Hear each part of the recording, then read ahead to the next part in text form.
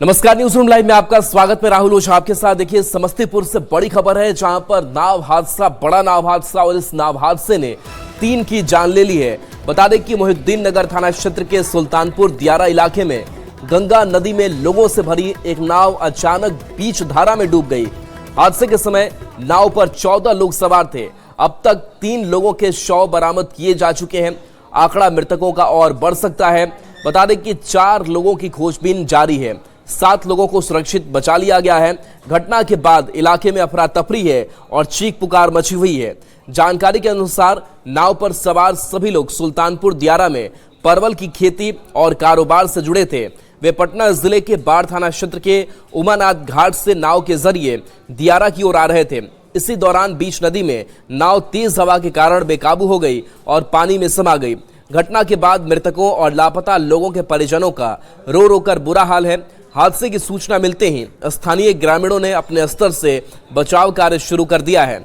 बाद में प्रशासनिक टीम और पुलिस बल भी मौके पर पहुंच गई।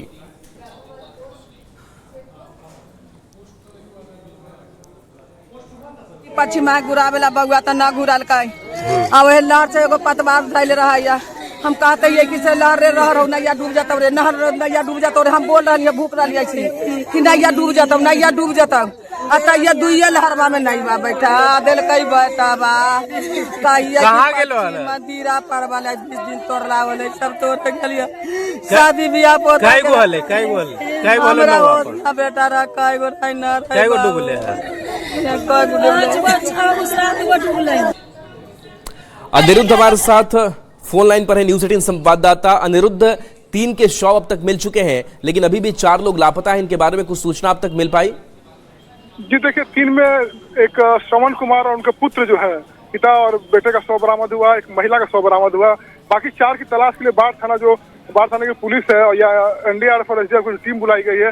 वो तलाश जारी है, तलाश की जा रही है, लेकिन अभी 3 ही शव बरामद हुआ है। जी तो क्या लग रहा है कि कितना वक्त लगेगा बाकियों की तलाश करने में, क्योंकि 4 लोग अभी भी लापता हैं और जाहिर सी बात है कि समय बढ़ने के साथ चिंताएं भी परिवार वालों की बढ़ी होंगी।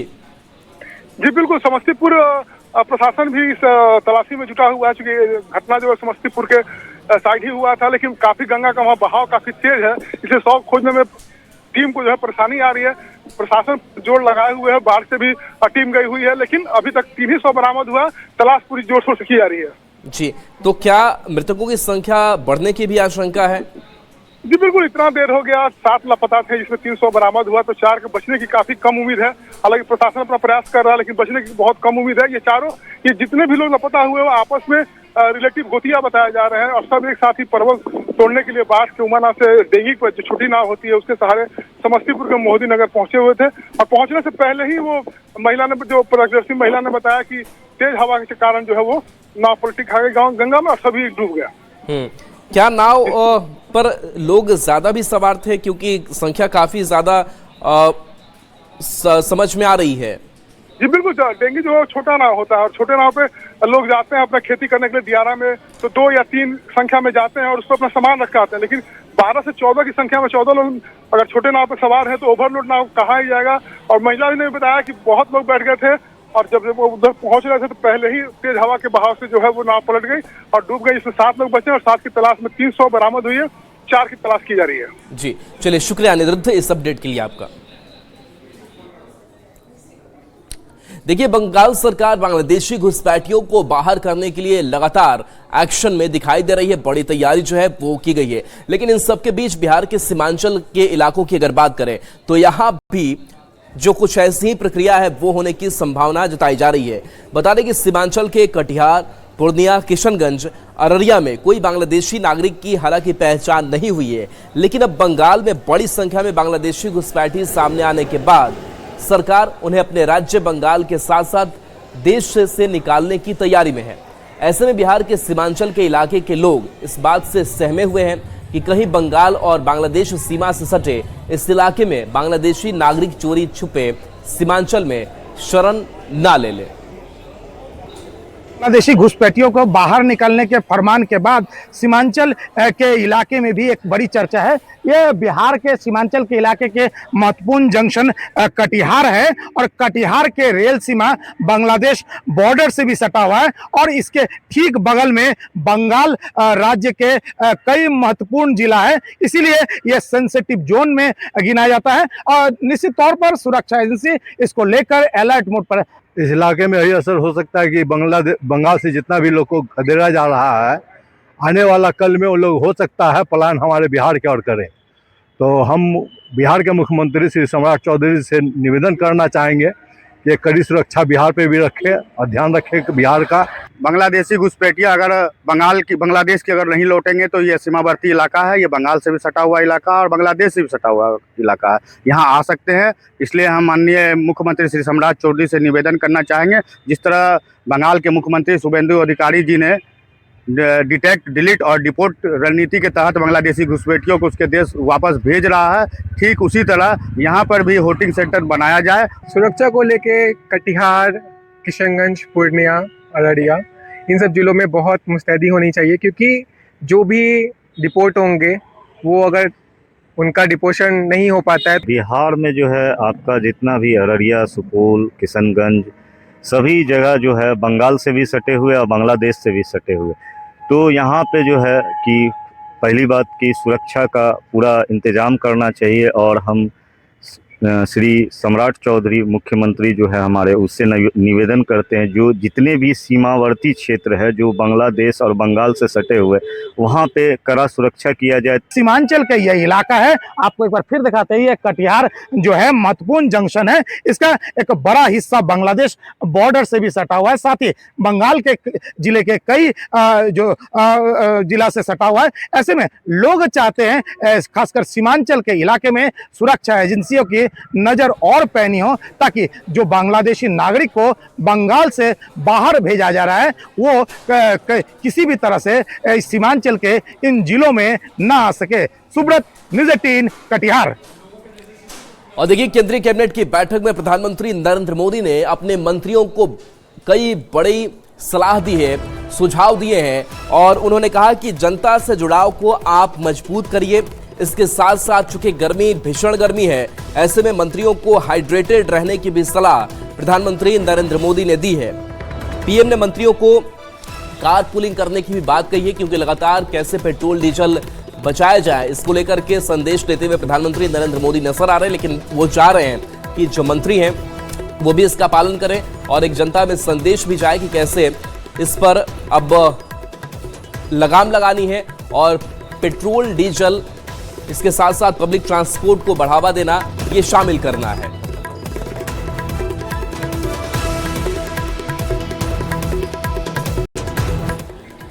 पूर्व मुख्यमंत्री नीतीश कुमार आज एक बार फिर से सक्रिय नजर आए। सुबह से ही वो अलग अलग नेताओं के आवास पहुंचे, जहां पर जाकर के उन्होंने मुलाकात की। सबसे पहले वो डिप्टी सीएम विजय चौधरी के आवास पहुंचे थे। सुबह सुबह की तस्वीर सामने आई, जहां डिप्टी सीएम विजय चौधरी से मुलाकात की और कुछ देर रुकने के बाद वहां से लौट गए। खबर है कि इस दौरान नीतीश कुमार ने विजय चौधरी से कहा कि जो काम होगा बताइएगा और अच्छे से कीजिए।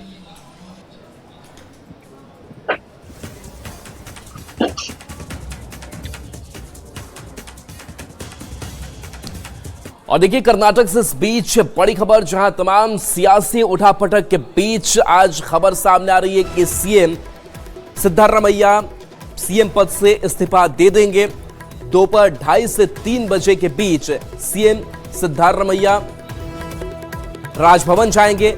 गवर्नर की गैर मौजूदगी में सचिवालय को इस्तीफा सौंपेंगे।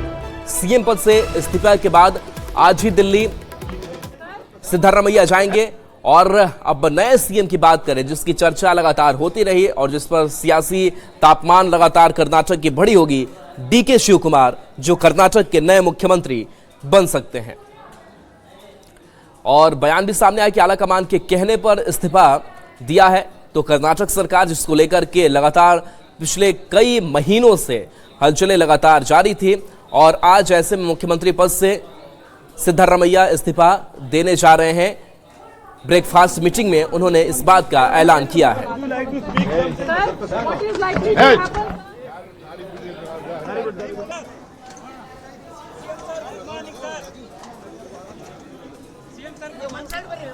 और देखिए, आज देश भर में बकरीद का त्यौहार बड़े ही हर्षोल्लास के साथ मनाया जा रहा है। इसके साथ साथ मुस्लिम भाइयों की अगर बात करें तो ये पर्व, जिस पर्व को मना रहे हैं, सुबह से ही मस्जिदों और ईदगाहों में नमाजियों की भारी भीड़ देखने को मिल रही है, जहां लोगों ने अमन, शांति और तरक्की की दुआ मांगी है। बच्चों से लेकर बुजुर्गों तक में खासा उत्साह नजर आया और हर तरफ त्यौहार की रौनक दिखाई दी। सफेद कुर्तों और रंग बिरंगी टोपी में सजे नमाजी जब ईदगाह पहुंचे तो माहौल पूरी तरह इबादत और भाईचारे के रंग में रंगा नजर आया। नमाज अदा करने के बाद लोगों ने एक दूसरे के गले लगकर बकरीद की मुबारकबाद दी। वहीं त्यौहार को देखते हुए प्रशासन भी पूरी तरह अलर्ट मोड पर दिखाई दिया। सुरक्षा के पुख्ता इंतजाम किए गए हैं। संवेदनशील इलाकों में पुलिस ने फ्लैग मार्च भी निकाला।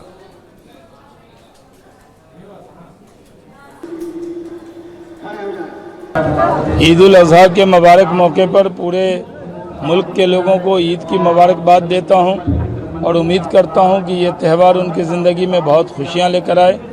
ये मुल्क में एकता रहे, भाईचारा रहे, मिलजुल कर ईद का त्यौहार मनाए। ईद सब कुछ भुलाकर गले लगने का दिन होता है। आज के दिन हर एक दूसरे के जज्बात की कदर करने का दिन है और इशार और कुर्बानी का दिन है। मैं सब लोगों को ईद की मुबारकबाद देता हूँ। और देखिए, बकरीद के इस मौके पर प्रधानमंत्री नरेंद्र मोदी ने भी एक्स पर पोस्ट किया है और पोस्ट के जरिए बकरीद की मुबारकबाद जो है वो प्रधानमंत्री नरेंद्र मोदी ने दी है। और उनका पोस्ट हम दिखा रहे हैं, जहां उन्होंने लिखा है कि भाईचारे, खुशहाली और अच्छे स्वास्थ्य की कामना करते हुए ये त्यौहार समाज में सौहार्द और एकता की भावना को और मजबूत करे। तो ये तस्वीर जब प्रधानमंत्री नरेंद्र मोदी का पोस्ट सामने आया है और ईद उल अजहा की उन्होंने मुबारकबाद दी है और कहा कि सभी की सफलता और अच्छे स्वास्थ्य की कामना करता हूं। भाईचारा, एकता की जो भावना है वो लोगों में बनी रहे।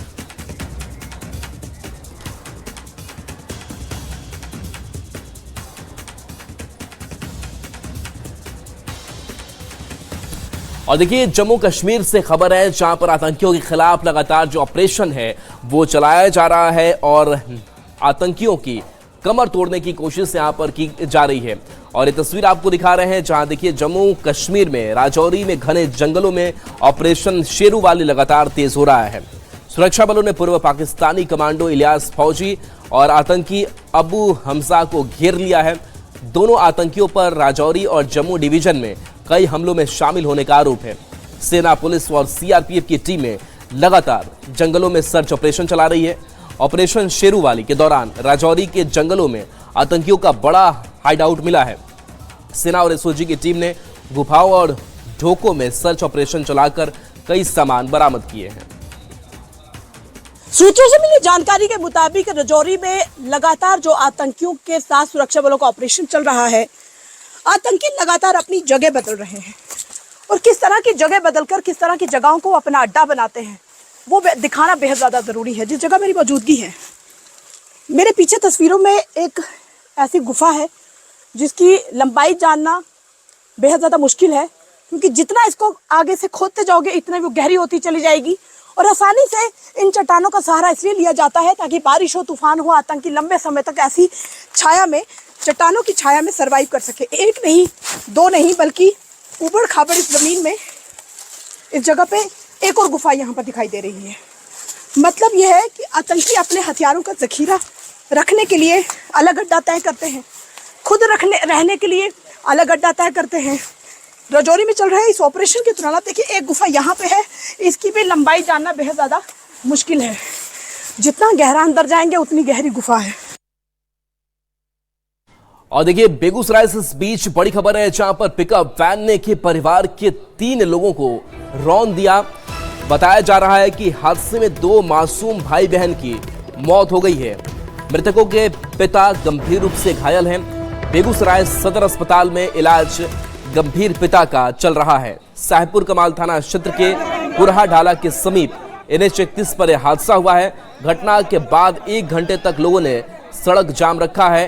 पुलिस की मौजूदगी यहां पर है और लोगों को समझाने बुझाने की कोशिश जारी है।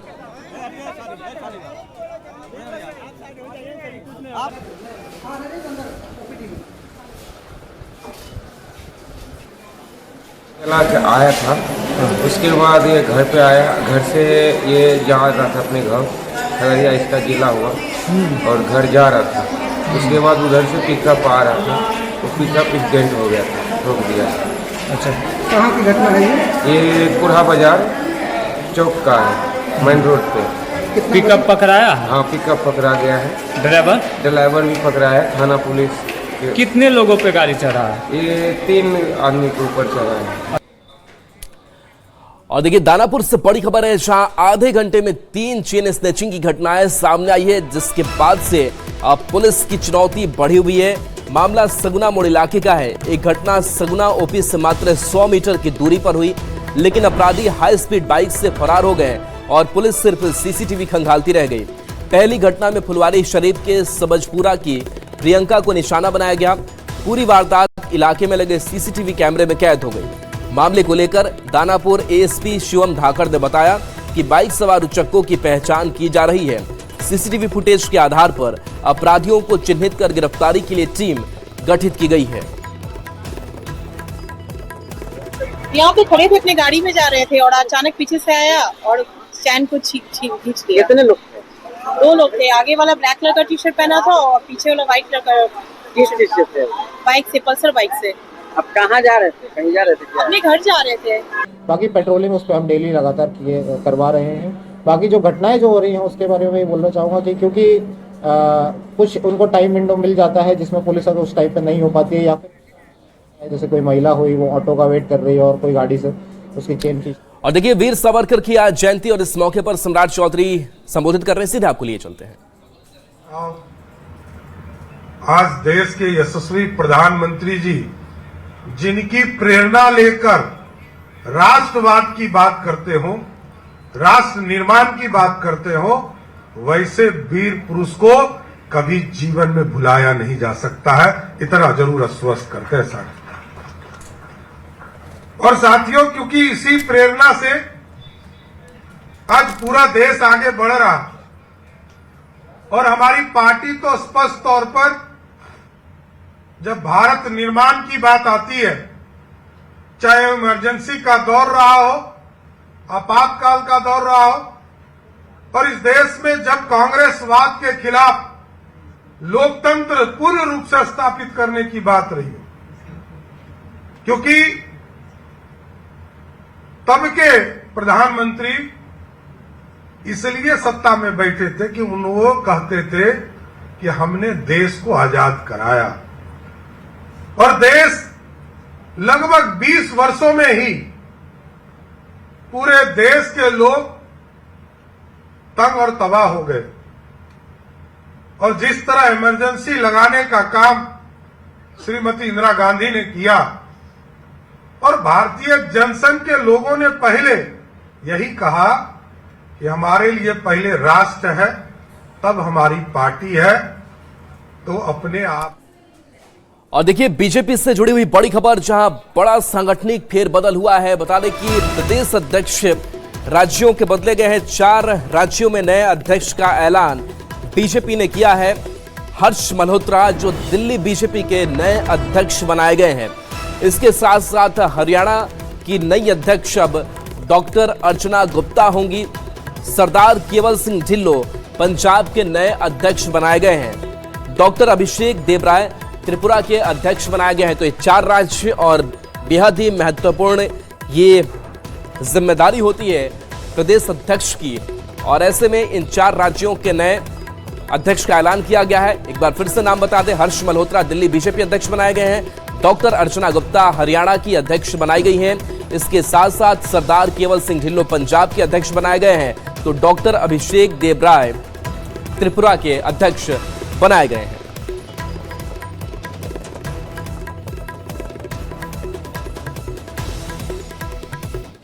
अब बात मरीज बीमार की नहीं, बीमार अस्पताल की करते हैं। जी हां, नवादा से ऐसी तस्वीर सामने आई है जहां अस्पताल का भवन जर्जर हो चुका है और इस लिहाज से एक घटना सामने आई है। इस घटना की तस्वीर सीधे आपके सामने है। कवाकोल पीएचसी की हालत इस कदर जर्जर हो चुकी है, कभी भी बड़ा हादसा हो सकता है। एक बार फिर से अस्पताल के जांच घर में जर्जर भवन का मलबा गिरा है। हालांकि अच्छी बात यह रही कि किसी को कोई नुकसान नहीं हुआ। एक दिन पहले ही अस्पताल की इमरजेंसी वार्ड से जर्जर छत का मलबा गिरने से एक एएनएम गंभीर रूप से जख्मी हो गई थी। अस्पताल के स्टाफ का कहना है कि जर्जर छत से मलबा गिरना आम बात हो गई है। बार बार त्राहिमाम संदेश भेजे जाने के बाद भी अधिकारी इस पर कोई संज्ञान नहीं ले रहे हैं, जिसकी वजह से कर्मचारी हर वक्त डर के साए में काम करने को मजबूर है।